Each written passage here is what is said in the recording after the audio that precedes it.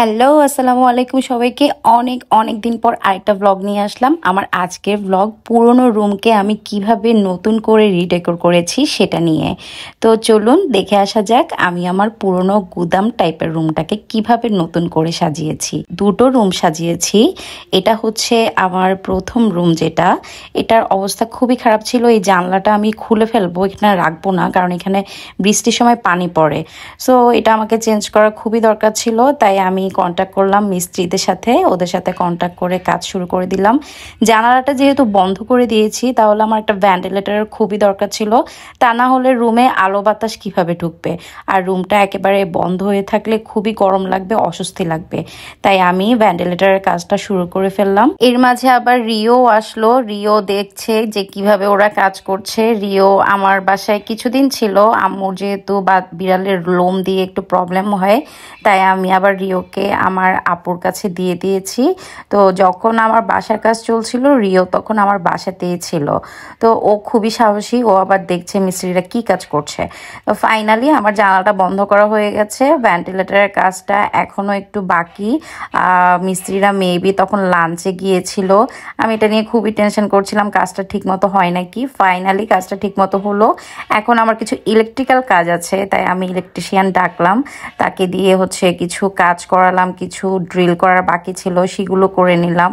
তো সব কিছুই আমি আগে থেকেই প্ল্যান করে রেখেছিলাম, মার্ক করে রেখেছিলাম। ইলেকট্রিশিয়ান এসে শুধুমাত্র ওই মার্ক অনুযায়ী ড্রিল করে দিয়েছে। আর ফ্যান ট্যান এগুলো সব আমার ভাগ্নে মিজু ও লাগিয়ে দিয়েছে। ও আমাকে ইলেকট্রিক্যাল অনেক কাজে হেল্প করেছে। এবারে পালা আসলো রুমটাকে কালার করার। তো আমি রুমের ওয়ালগুলোকে ভালো করে একদম ঘষা মাজা করে ফেলেছি, কারণ খুবই ড্যাম হয়েছিল। আর এখানে ওয়াশরুমে জানলার ওখানে কিছু কাজ ছিল, ওখানে আমি হোয়াইট সিমেন্ট দিয়ে কাজ করছিলাম। কি বলবো আর, আমি বলতে গেলে রাজমিস্ত্রি, ইলেকট্রিশিয়ান, মানে সব কিছু হয়ে গিয়েছি। ঘরের কালারটা পর্যন্ত আমি পেইন্ট করেছি। তো মাঝখানে আবার খুব বেশি অসুস্থ হয়ে গিয়েছিলাম, যার কারণে আমি কালারের কাজটা কমপ্লিট করতে পারি নাই। আর যেহেতু ওই দরজাগুলো খুবই পুরনো, এগুলোকে আমি র্যাপিং পেপার দিয়ে ডেকোর করলাম খুব সুন্দর করে। হোয়াইট কালারটা খুব মানিয়েছে, আমার খুবই ভালো লেগেছে। তো যেহেতু আমি অসুস্থ হয়ে গিয়েছিলাম, তাই আবার লোক ডেকে আমি এটাকে কালার করেছি। আর এরপরে চলে গেলাম কার্পেট কিনতে, যেহেতু টাইলস করতে আসলে অনেক টাকা খরচ হবে, এত টাকা খরচ করতে চাচ্ছি না আমি আপাতত। তাই কার্পেট কিনে বাসায় চলে আসলাম। তো সেই দিনের ওয়েদারটা খুবই ভালো ছিল। নিউ মার্কেট থেকে রিক্সা করে আমি হালিশহরে এসেছিলাম। কার্পেটটাও দেখা যাচ্ছে, খুবই ভালো লাগছিল। তারপর বাসায় এসে নিসা, মিসবা ওদের হেল্প নিয়ে আমি কার্পেটটাকে সেট করলাম। কার্পেটটা সেট করতে খুবই কষ্ট হয়েছে, কারণ রুমটা একটু বাঁকা, মানে সোজা করে করা হয় নাই। তো আমাকে মিজু আর নিসা অনেক হেল্প করেছে, এটার জন্য অনেক থ্যাংক ইউ। আর এই আমার রুমটার ফাইনাল লুক। এখানে আসলে আমি থাকবো না, এটা একটা গেস্ট রুম হিসেবে ইউজ করব। অনেক সময় বড়াবুড়া ঢাকা থেকে আসে, ওরা এসে এখানে থাকতে পারবে। বাট আমার তো রুম সাজাতে খুবই ভালো লাগে, তাই আমি রুমটা সুন্দর করে সাজিয়ে ফেললাম, যেন গেস্ট আসলো তাদের কাছেও ভালো লাগে। এর মাঝে নিউ ইয়ার আসলো, তখন আমরা একটা পার্টি থ্রো করেছিলাম খুবই ঝামেলার মধ্যে। আর এইটা আমার সেকেন্ড রুম, যেটাতে আমি আসলে থাকবো। এটা আমার পার্সোনাল রুম। তো এই রুমটার অবস্থা এমন ছিল, এটাকেও আমার এখন ঘষা মাজা করে ঠিক করতে হবে। তো এটা করতে আমার একটু টাইম লেগেছে, কারণ আমার লাইফে আসলে এত ঝামেলা যাচ্ছিল, তার মধ্যে যে আমি এই কাজ করেছি অনেক। তো এই রুমটা আসলে আমি পুরোটাই নিজেই কালার করেছি, এটার জন্য আমি কোনো লোক হায়ার করি নাই। আর এসি টেসি সব কিছুই সেট করেছি, এখন শুধু রুমটাকে গোছানোর বাকি আর সাজানোর বাকি। তো এর মধ্যে এসিটা সেট করতেও আমার খুবই কষ্ট হয়েছে, কারণ যেহেতু আমার এসিটা 1.5 টনের, ওখানে আসলে সেট হচ্ছিল না কম্প্রেসারটা। তো তারপরও খুব কষ্ট করে ফাইনালি এসিটা সেট করলাম। আর এখানে যে শাটার দেওয়া ছিল, শাটারটা আমি আসলে খুলি নাই, কারণ প্রচুর ধুলাবালি হয়, তাই আমি শাটারের পেছনে গ্লাস লাগিয়ে ফেলেছি। যেহেতু এটা আমি ওপেন করব না, ক্লোজ থাকবে অলওয়েজ, তাই আমি এখানে থাই গ্লাস দিয়ে আবার নেটও দিয়ে দিয়েছি, যাতে মাঝে মধ্যে আমি গ্লাসটা খুলে আলো বাতাস ভেতরে ঢুকতে পারে।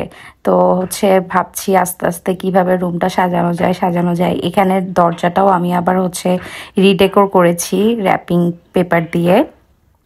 আর খুবই আস্তে আস্তে আস্তে আস্তে আমি আমার রুমটা গুছিয়েছি। এই হচ্ছে আমার রুমের ফাইনাল লুক। আলহামদুলিল্লাহ, আমার এখন এই রুমটাতে থাকতে খুবই শান্তি লাগে। এখানে আমি নিজের একটা মি টাইম স্পেন্ড করতে পারি, নিজের মতো করে থাকতে পারি। তো সব কিছুর জন্য আসলে আলহামদুলিল্লাহ। আর এটা যে করতে আমার মানে এক চুটকিতে হয়ে গেছে তা কিন্তু না, এগুলো করতে আবার অনেক অনেক কষ্ট করতে হয়েছে, অনেক দিন লেগেছে, অনেক সময় লেগে গিয়েছে। তো সব কিছু কষ্টের পরে যখন আমি এখন এই রুমটাকে দেখি, আমার কাছে খুবই ভালো লাগে, খুবই শান্তি লাগে। এটা হচ্ছে আমার রুমের ডে লাইটের অবস্থা। তো যেহেতু আমি থাই গ্লাস দিয়েছি, ডে লাইটে অনেক ভালো লাগে। পুরো বাইরের আলো আমার রুমের ভেতরে ঢুকে। এগুলো আমি গতকাল করেছি, কিছু নষ্ট বাল্ব ছিল, ওগুলোকে আমি ডেকোর করেছি, আবার আগের মতো ক্রাফটের কাজ শুরু করেছি আলহামদুলিল্লাহ। তো আস্তে আস্তে আমার রুমে সবাই আসা শুরু করলো, আর সবারই আমার রুম খুবই পছন্দ হয়েছে। বরাবরই আমার সাজানো গোছানো সব কিছুই সবার খুব ভালো লাগে আলহামদুলিল্লাহ। তো অনেকেই আমাকে বলে আমি এটা প্রফেশনাল হিসেবে কেন নেই না। আসলে আমার কাজগুলো আমি খুব প্যাশনের সাথে করি, এটা আমার নিজের জন্য করতে ভালো লাগে। মানুষের জন্য করতে গেলে হয়তো বা এতটা প্যাশন কাজ করবে না, আর প্রফেশনাল কাজ করতে গেলে অনেক ধরনের ঝামেলা ফেস করতে হয়, এগুলো আমি আসলে করতে চাই না। সবাই আমার জন্য অনেক বেশি করে দোয়া করবেন, আবার যেন আমি আগের মতো ভ্লগ করতে পারি। আমার লাইফে আসলে প্রচুর প্রবলেম চলছে, যার কারণে মন মানসিকতা ভালো থাকে না, ভ্লগও করা হয় না। তারপরেও আমি ট্রাই করি রেগুলার থাকার। আর এর মধ্যে আমার পেজটাও আসলে গায়েব হয়ে গিয়েছে, যেটার জন্য আমি খুবই কষ্টের মধ্যে আছি। আমি ওটা এখনও রিকভার করতে পারছি না। আমার সমস্ত ভ্লগ রিলস আমার ওই পেজে ছিল, তো জানি না ওটা কী হলো, ওটা আসলে হ্যাক হয়েছিল। তো আপনারা কেউ যদি এমন কাউকে চিনে থাকেন যে পেজগুলো রিকভার করে দেয়, আমাকে কাইন্ডলি একটু আমাকে জানাবেন, অনেক বেশি উপকৃত হব। সবাই ভালো থাকবেন, সুস্থ থাকবেন। আসসালামু আলাইকুম।